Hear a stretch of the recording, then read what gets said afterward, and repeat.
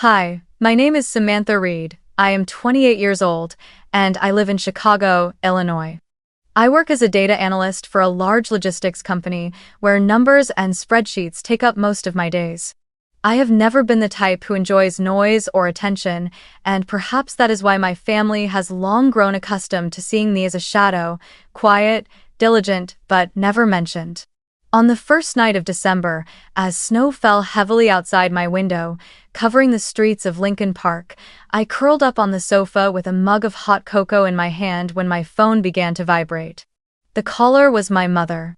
At first, I thought it was a reminder about the Christmas gift list or a simple check-in, but her voice was more distant and colder than ever. "You are banned from Christmas until you apologize to your sister, Jessica."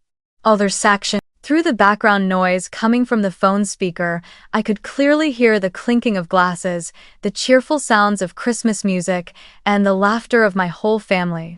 A party was happening somewhere in suburban Evanston, inside my parents' two-story house that had been decorated with twinkling lights since the beginning of the month. Only I was left on the outside. I tried to stay calm and asked why, though my heart was pounding.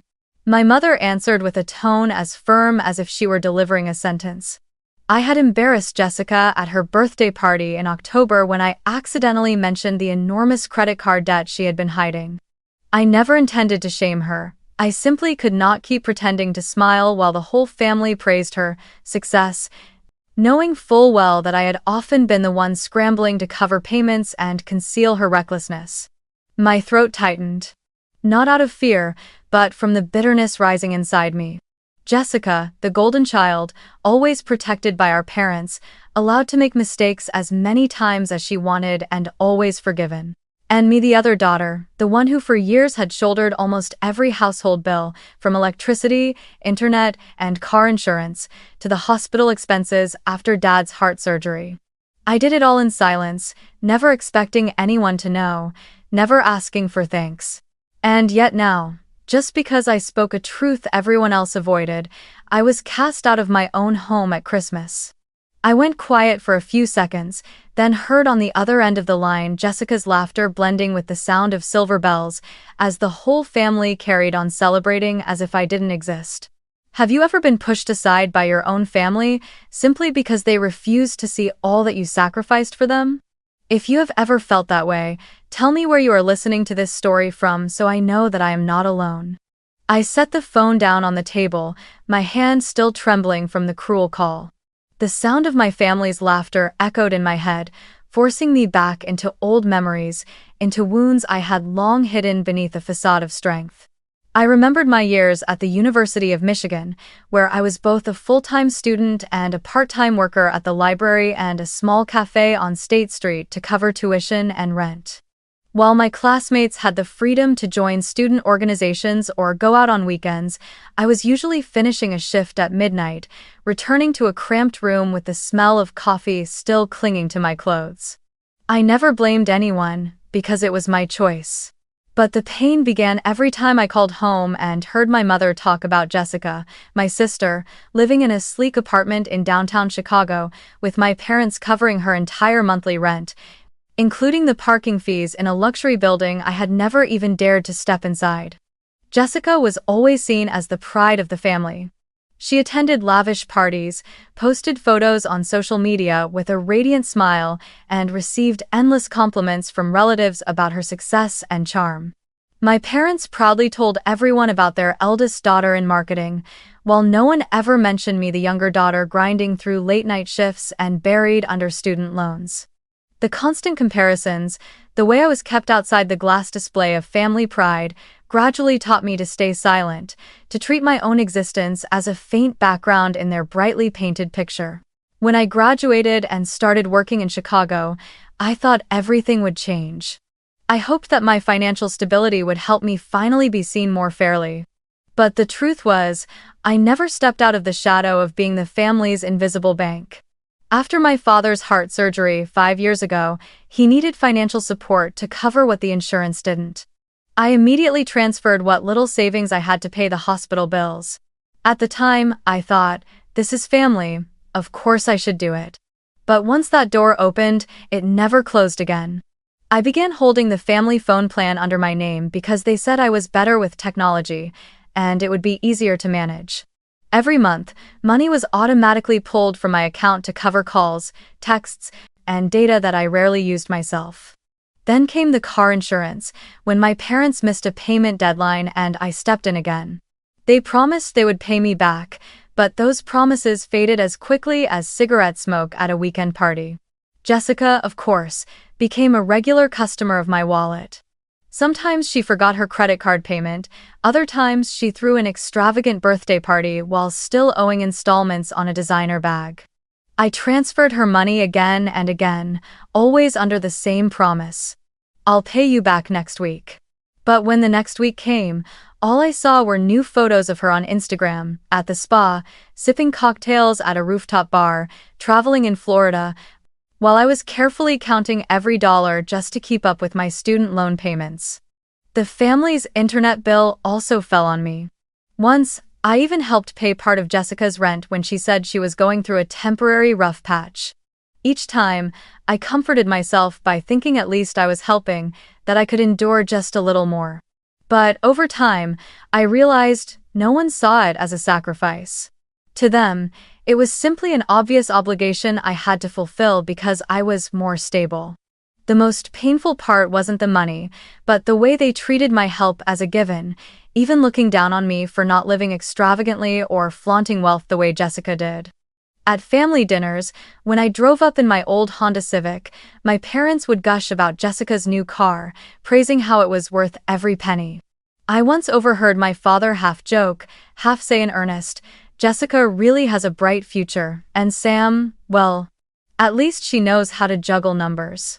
They never realized it was those very numbers, the checks and the bank accounts in my name, that kept the entire family from sliding into debt. Every time I was left out of conversations, I felt like a backstage worker, the one handling the lights, the sets, the tickets, but never allowed to step onto the stage. The name Samantha Reed was rarely spoken as a source of pride. Instead, I was the bookkeeper, the frugal one, the child who doesn't cause trouble. And from those labels that seemed harmless, I came to understand a harsh truth.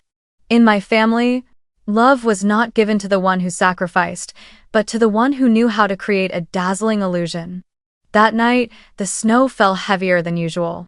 I sat by the window of my small apartment in Lakeview, watching the white flakes descend and quietly blanket the street outside. The glow of the streetlights filtered in, casting the whole room in a hazy light that felt both cold and still. I pulled my laptop onto the table, my fingers trembling as I opened a blank Excel file. No more phone calls to disturb me, just myself and a decision I knew would change everything. I began typing numbers. The first line I wrote, "Hospital bills for Dad after heart surgery in 2018. I remembered that day clearly. Northwestern Memorial Hospital had sent a bill for nearly $12,000, with insurance covering only half. My mother cried, saying they had no idea where they could find the rest. At the time, I had just started my first job and drained my only savings account to pay it off.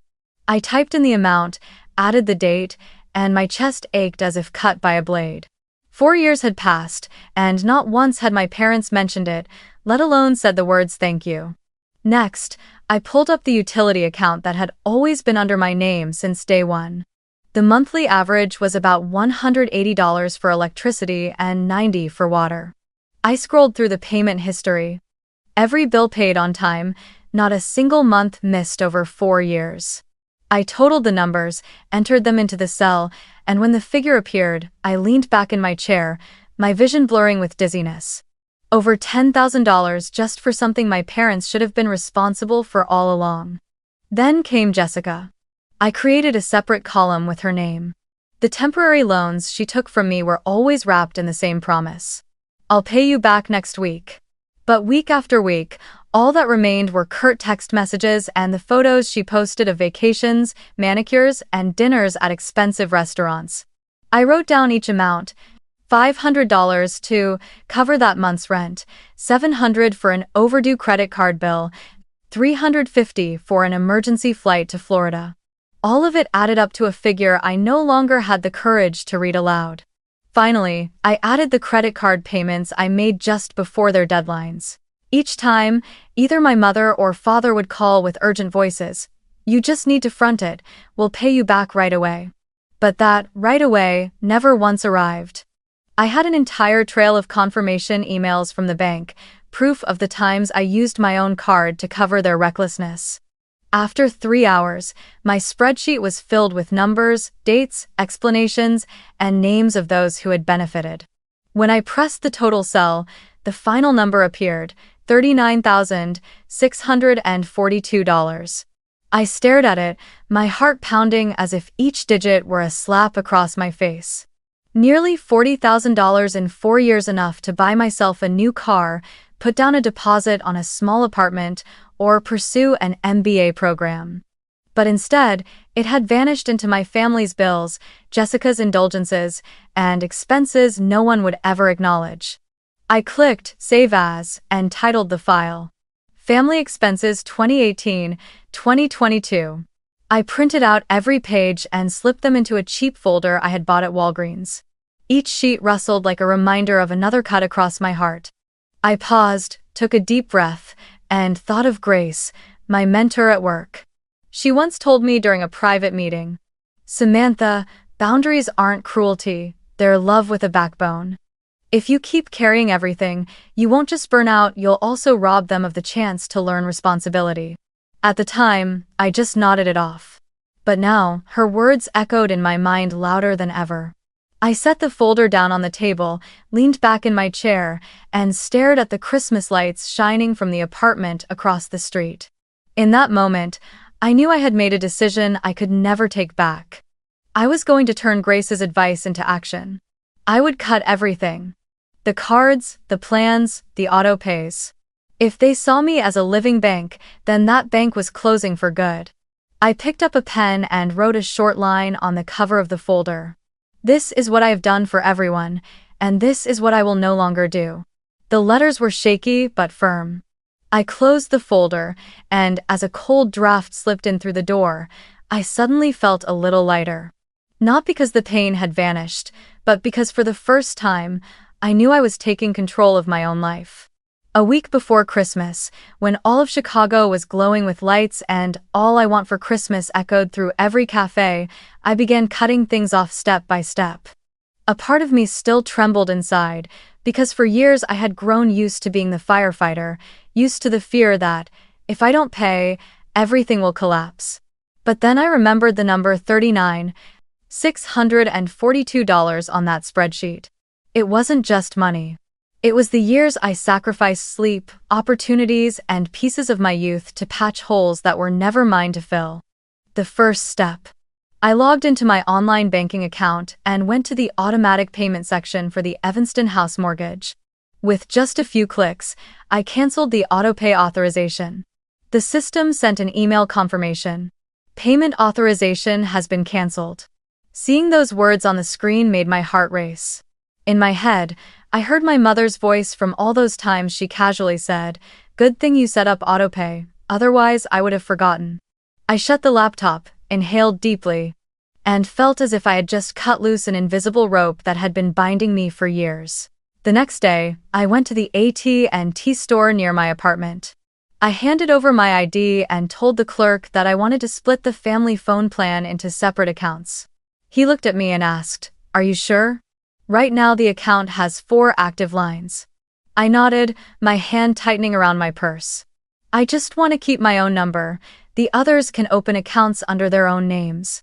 The process took almost an hour, but when I signed the final form, I felt a cool rush sweep through my body. For the first time in years, I was no longer paying for calls, texts, and video chats I never made. Next came the electricity and internet bills.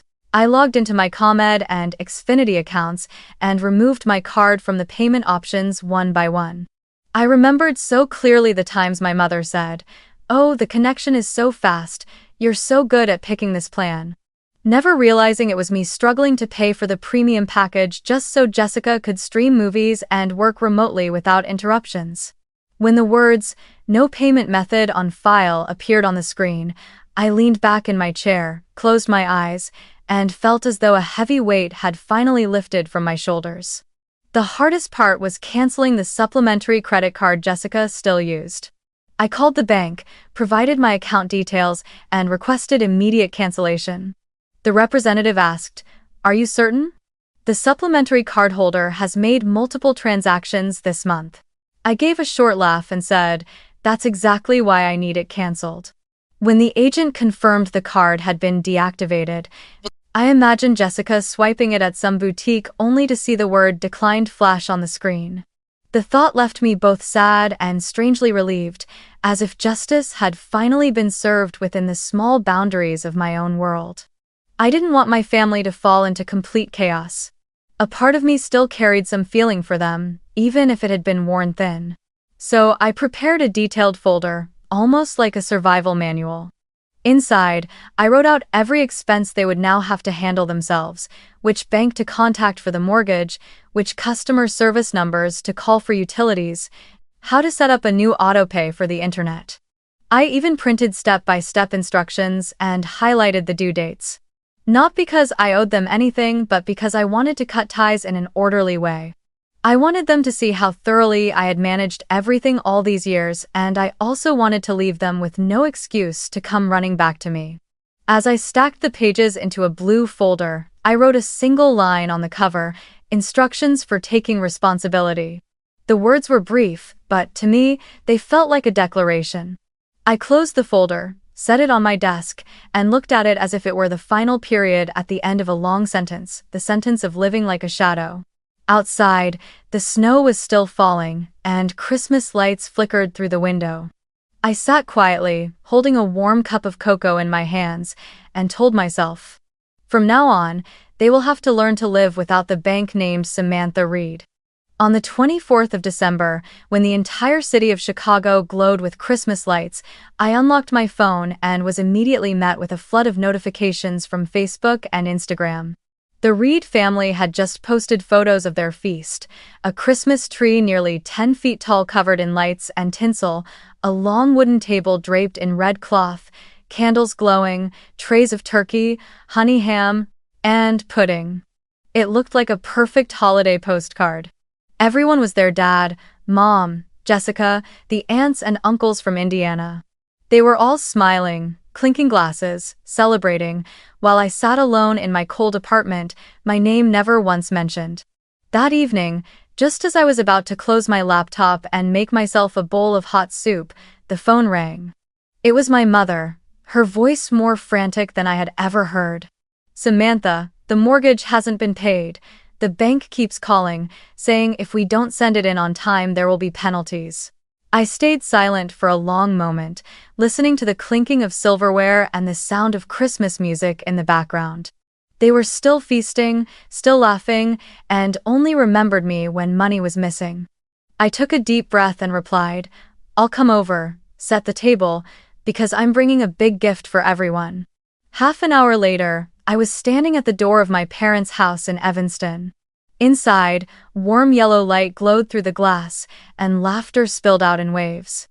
I pushed the door open, my shoes pressing down on the red carpet my mother rolled out every winter. No one expected me, so the room fell silent for a few seconds when I appeared. My mother looked at me, phone still in her hand, her eyes caught between relief and fear. My father forced a smile, trying to pull out a chair for me, while Jessica frowned, her lips painted a sharp red as if she were ready to spit out a complaint. I didn't sit down right away. Instead, I placed the thick folder on the wooden table, right beside the Christmas tree that filled the room with the scent of pine. The sharp thud made everyone flinch. I looked directly at my parents and spoke in a calm but razor-edged voice. "I've been paying for all of this for years. Here's the proof. But as of today, I am no longer this family's bank." My father froze, sinking into his chair, his eyes clouded as if he couldn't believe what he was seeing. My mother's hands trembled as she reached for the folder. Page after page turned, the numbers, the dates, the hospital bills, the utilities, the internet, Jessica's credit card debts, everything laid out in black and white. She stared at the bolded lines, her hands shaking so badly the teacup on the table rattled with her movements. My father bit his lip, his face seeming to age 10 years in an instant. Jessica was the first to break the silence. Her face flushed red as she snapped, "You're so petty. It's Christmas Eve. Who brings up money just to ruin everything?" I turned toward her and pulled out a clear plastic sleeve filled with printed screenshots of our text messages, each line highlighted in yellow. "Do you remember these times you asked me for money? 600 for rent, 700 for your credit card, 350 for a flight to Florida? You promised to pay me back next week, but that week never came. Here is the proof." I slid the stack of papers across the table toward her. Jessica grabbed it, her eyes darting over each line before her face turned crimson with embarrassment. She opened her mouth as if to argue, but her voice cracked in her throat. You're trying to smear me," she finally shouted, but the cry sounded more like a feeble plea than an accusation. I didn't shout, and I didn't tremble. I spoke slowly, clearly, making sure every person in the room could hear me. For the past 3 years, I've carried nearly $40,000 for this family. I paid Dad's hospital bills, the utilities, the internet, and even the debts you, Jessica, treated like a joke. I did it all in silence, and in return, I was erased from Christmas. If family love only exists when I pour money into it, then I'm sorry, I don't need that kind of love anymore. My mother set the folder down, her eyes shimmering with tears. "We didn't know. If we had known you'd done so much." My father cut in, his voice rough. I thought Jessica handled it herself." I shook my head, cutting him off. It was all me. And I've waited 3 years just to hear a single thank you. Instead, I got a banishment. The air in the room thickened, broken only by the faint crackle of candles burning. Jessica bit her lip and looked away. A few relatives stood frozen, avoiding my gaze. I knew this moment would forever change how they saw me, no longer the quiet shadow, but the one who had just held up a mirror to the raw truth of our family. I straightened my back, looked around once, then exhaled softly. "I won't be staying for dinner. I only came to show you what needed to be seen. From now on, pay for what is yours." I slid the folder across the table, leaving it behind, then turned and walked toward the door. Behind me, my mother's faint voice called out, "Samantha, wait." But I didn't stop. I opened the door, and the cold wind rushed in, carrying with it the distant sound of Christmas music. For the first time, I stepped out of that house carrying nothing but myself. The next morning, I woke up later than usual. The apartment was so quiet I could hear the wind whistling outside the window and the low hum of the heater. I stretched, walked into the kitchen, and made myself a cup of coffee. When I opened my phone, the first thing I noticed was this. The family group chat normally buzzing every morning with my mother's messages, Jessica's meal photos, or my father's random reminders was completely silent. The last messages were still the jokes and chatter from the night before, just before I arrived and placed the folder on the table. After that moment, everything had gone dark, as if the whole crowded group chat had suddenly stopped breathing. For a second, it felt strange. For years, my phone had been constantly buzzing because of them, most of it small demands or indirect nudges for me to cover yet another bill. Now, the silence felt both empty and freeing at the same time. I sat down, sipped my coffee, and allowed myself to enjoy the stillness. Around noon, I happened to scroll through Facebook. The first post that appeared was from Jessica. A photo of the glowing Christmas tree from last night, with a bold caption that read, "So sad when someone with the same blood forgets family. Money can never replace love." Underneath, a few of her friends had left heart emojis or comments like, "You're right, family comes first." But I noticed the likes were far fewer than usual. There were even some dissenting comments from relatives who had always stayed silent before. Family has to be fair, not just take without giving. One cousin even wrote outright, "If it weren't for Samantha, this house would have been taken by the bank a long time ago." Reading those words, I didn't feel joy. Instead, a quiet sadness washed over me, as if the truth had finally surfaced, but far too late to heal the wounds already carved deep. Jessica would no doubt be furious about losing the halo she had always basked in, but I no longer had the energy to care. That afternoon, my phone rang. It was my father. He rarely called me directly unless it was about a bill or an insurance issue. His voice was hesitant. "Sam, I need to ask you something. How do you set up autopay for the mortgage? I've never done it.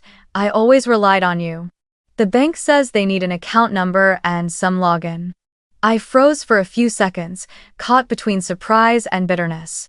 For the first time in years, my father was admitting he didn't know how to handle the things I had always taken care of. I inhaled deeply, then slowly explained. "You'll have to call the bank's customer service directly. They'll send instructions by email. You'll need to use your own name to verify." He went silent for a moment, then said softly, "Thank you." After hanging up, I sat still in my chair.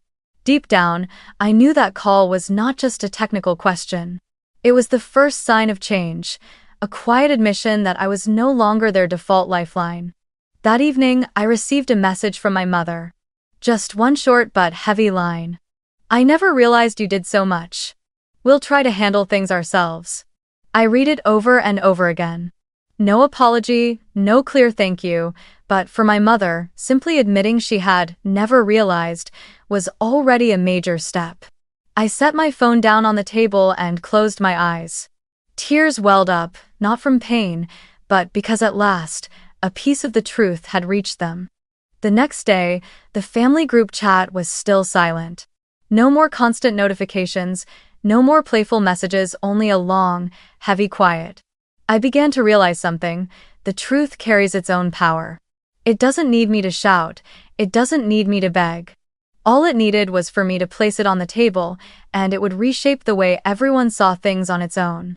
And in that shift, for the first time, I felt I was no longer small.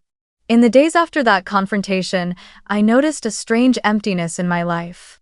My phone rang less, my inbox no longer flooded with payment reminders. My small apartment in Lakeview suddenly felt bigger, brighter, as if I had thrown open a door and let the wind rush in. At first, that silence unsettled me.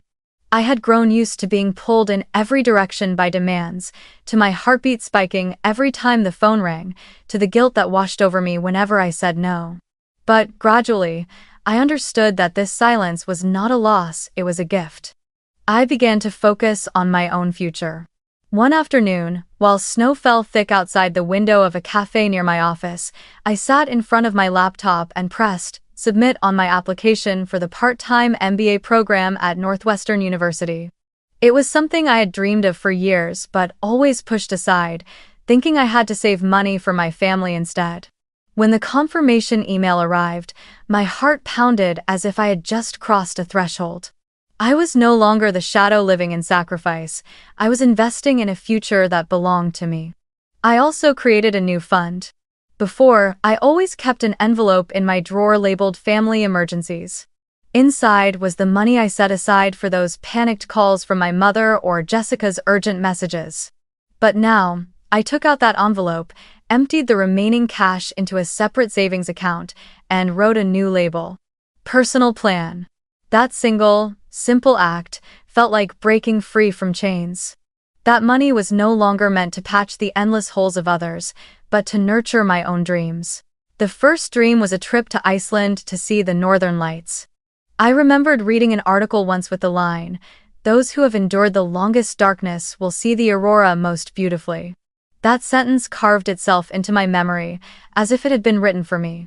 I opened a new folder on my computer, named it Aurora Trip, and began researching the costs of flights, hotels, and aurora hunting tours. Every time I transferred a small amount into my travel savings account, I felt my heart brighten. Each dollar saved was no longer a worry about having enough to cover someone else's bill, but a stepping stone on the path toward my own dream. In the evenings, I often sat by the window of my apartment, gazing at the lights from the tall buildings in the distance. I would put on a soft jazz playlist, brew a cup of tea, and allow myself to savor the quiet. For the first time in years, I didn't feel guilty for living for myself. Instead, I felt peace, as if my whole body were wrapped in a warm, gentle blanket. It was a feeling so different from the exhaustion I once knew, when every decision I made was chained to the thought, if I don't help, what will happen to them? Now I understood. If they couldn't learn to take responsibility, that wasn't my fault. I began changing even the smallest habits. Instead of rushing straight home after work to check bills, I stopped by the gym and joined evening yoga classes. I bought books on psychology and personal finance, the kind I had always wanted to read but never had time for. On weekends, I experimented with cooking, inviting a few close colleagues over, and realized I could build a new family with people who truly valued me. One evening, Grace, my mentor at work, invited me out to dinner. I told her everything, from the Excel spreadsheet to the folder I placed on the table. Grace listened, then smiled. "Sam, you've done what many people never dare to do in their entire lives: set boundaries. You didn't just save yourself, you gave them the chance to grow. Never forget this: love is not paying someone else's bills." I laughed, tears rolling down my cheeks faster than I could wipe them away, because it was the first time someone told me I had done the right thing, instead of accusing me of being too harsh. End of verse. That night, I went home, opened a brand new notebook, and wrote in bold letters on the first page, "I have the right to live for myself." I taped that page to my refrigerator so that every morning when I woke up, I would see it. And each time I read it, my heart felt a little lighter. It wasn't that I no longer loved my family. I still cared, I still worried, I still remembered the warm memories of childhood. But I had learned that real love is never tied to the numbers in a bank account. I no longer felt guilty for keeping money for myself, no longer thought I was selfish for saying no. Instead, I felt stronger, freer, and more at peace than ever before. As New Year's Eve approached, with Chicago glowing under holiday lights and stores on Michigan Avenue packed with last-minute shoppers, my phone rang. It was my mother. I hesitated before picking up, my heartbeat quickening. For weeks, she had only sent a few short messages, never daring to call directly. This time her voice came through, stripped of its usual authority or commanding tone, carrying instead a trace of hesitation. "Sam, if you want, there's a seat for you at the dinner table tonight. I think you should come home." I stayed silent for a few seconds, listening to the music and the clinking of dishes in the background. The whole family was probably gathered, preparing for the New Year's Eve dinner. A part of me still longed to sit at that table, to be part of that atmosphere. But another part reminded me, an empty chair does not equal love or respect. I gripped the phone tighter and asked slowly, "Is there respect too, Mom, or just a chair?" The other end went quiet for a long time. I could almost picture her sitting in the kitchen, eyes darting around, unsure how to answer. At last, she said, I don't know yet, but I'll try." That night, I didn't go home. I stayed in my apartment, cooked myself a bowl of pasta, and put on an old movie on Netflix. When fireworks began bursting across the Chicago sky, I stood by the window, sipping a glass of red wine, and told myself, not being there doesn't make me any less their daughter. But accepting a seat without respect would only mean allowing myself to be diminished again. I chose silence as part of my new boundary. A few days later, my father called me. He rarely did, and when I heard his voice, I realized it was unlike any other time before, no longer firm, but tired, tinged with sincerity. "Sam," he began, then paused for several seconds as if searching for words. "I'm sorry for treating you like a wallet. You saved this family so many times, but I never once said thank you. I was wrong." I tightened my grip on the phone, my eyes stinging. For years, I had never heard my father say the words, "I'm sorry," to me. He had always maintained a strong, sometimes imposing image. Now, he lowered his voice and admitted it. I didn't respond right away. I took a deep breath, then answered softly, "I know, thank you for saying it." His voice shook. "I want to learn how to handle things myself. But if there are times I don't do it well, I hope you'll be patient." I let out a small laugh, a rare smile free of bitterness. Dad, I don't want you to be perfect. I just want to be respected. I stayed silent for a few seconds, hearing the music and the clinking of dishes in the background. The whole family was probably already gathered, preparing for the New Year's Eve dinner. A part of me still longed to sit down, to be part of that atmosphere. But another part reminded me, an empty chair does not equal love or respect. I gripped the phone tighter and asked slowly, "Is there respect too, Mom, or just a chair?" The silence on the other end stretched on. I could picture her sitting in the kitchen, glancing around, unsure how to respond. At last, she said, I don't know yet. But I'll try. That night, I didn't go home. I stayed in my apartment, cooked myself a bowl of pasta, and put on an old movie on Netflix. When fireworks began bursting in the Chicago sky, I stood by the window, sipping a glass of red wine, and told myself, not being there didn't make me any less their daughter. But accepting a chair without respect would only mean allowing myself to be diminished again. I chose silence as part of my new boundary. A few days later, my father called me. He rarely did, and when I heard his voice, I realized it was unlike any other time before, no longer firm, but tired, with a thread of sincerity. "Sam," he began, then paused for several seconds, as if searching for words. "I'm sorry for treating you like a wallet. You saved this family so many times, but I never once said thank you. I was wrong." I gripped the phone, my eyes stinging. For years, I had never heard my father say the words, "I'm sorry," to me. He had always carried himself as strong, even domineering. Now, he lowered his voice and admitted it. I didn't respond right away. I just took a deep breath and answered softly, "I know. Thank you for saying that." His voice shook. "I want to learn how to take care of things myself, but if there are times I don't get it right, I hope you'll be patient." I let out a small laugh, a rare smile free of bitterness. "Dad, I don't need you to be perfect. I just want to be respected." Hawatri. A year passed quickly. This Christmas Eve unfolded in silence, no clinking glasses, no loud music, yet in my small apartment there was a peace I had never known before.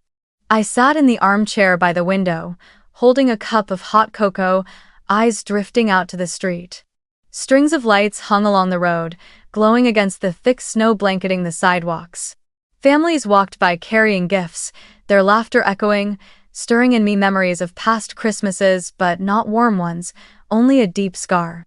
I remembered clearly the moment last year when my mother called after the party and said, "We saved you a portion. It's on the porch, come pick it up." I drove through the snowy night, stopped in front of the house, and saw a foil-covered plate left on the frozen steps. On it were a few slices of cold turkey, a hardened scoop of mashed potatoes, and a cracked cookie. I stood there for minutes, my hands numb, my chest tight. I remembered the neighbor's cat circling the plate, as if even it was surprised a human being could be treated that way. I left the food where it was, got back in my car, and drove away. In that moment, I understood I hadn't just been excluded from the table, I had been excluded from family itself. Now, as I gazed at the Christmas lights outside my window, I quietly promised myself never to return to being an outsider like that again. I had learned a costly lesson. True love never needs to be bought with money or silence. If the price of a seat is paying the bills, or living as a shadow just to belong, then that isn't love at all, it's a cruel transaction. And I no longer wish to take part in those transactions. I set my cocoa down on the table and reached for the blue folder on the bookshelf. It was still there, neatly tucked away, like a quiet reminder. I opened it and looked over the numbers, the expenses, the borrowed money messages Jessica once sent. It all felt like a slow-motion replay, reminding me of the time I lived like a walking credit card. But now, the folder was no longer evidence for confrontation, it had become a keepsake. It reminded me that I had once been drained, once been dismissed, and it reminded me too that I had found the courage to stop. I want to share this with anyone listening to my story. Setting boundaries is not selfish, it is how you protect yourself. For years, I misunderstood. thinking love meant enduring, tolerating, sacrificing without condition. But now, I see the truth is the opposite. If you allow others to step across your limits again and again, you don't just lose their respect, you lose yourself. Setting boundaries doesn't mean you abandon your family or stop caring. It means you love them in a way that gives them the chance to take responsibility instead of consuming your life. I also want to remind you, love should never be bought with money or silence. If you find yourself always the one paying, always the one apologizing when you've done nothing wrong, always the one staying quiet to keep the peace, then stop and ask yourself, is that truly love? Family is not a financial contract, nor is it a play where you must pay admission just to be present. Real love must come with respect, with listening, not with bills and bank balances. And finally, I want to say the most important thing. If your family only sees you as a walking credit card, have the courage to pull the plug. I know it's hard. My hands shook when I canceled autopay. I cried when I cut off Jessica's supplementary card. I felt hollow when the family group chat suddenly went silent. But after all of it, I found something I had never had before. Peace. Peace in waking up and knowing the money I earned would serve my own dreams. Peace in no longer living with the fear of what will happen to the family if I don't pay.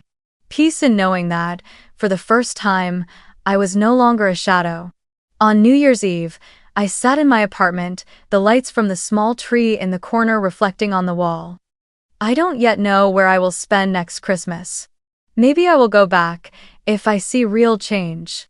Maybe I will go somewhere far away, to a place where the sky is blanketed in snow, to watch the northern lights in Iceland as I have always dreamed.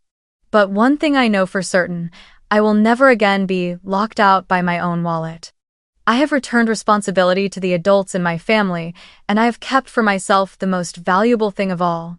The right to live a full life, without needing anyone's permission. I raised my cup of cocoa, looking out the window as the first sparks of fireworks lit up the Chicago sky. I smiled a small smile, but a true one. Because after everything, I had found again what I once thought I had lost forever, myself.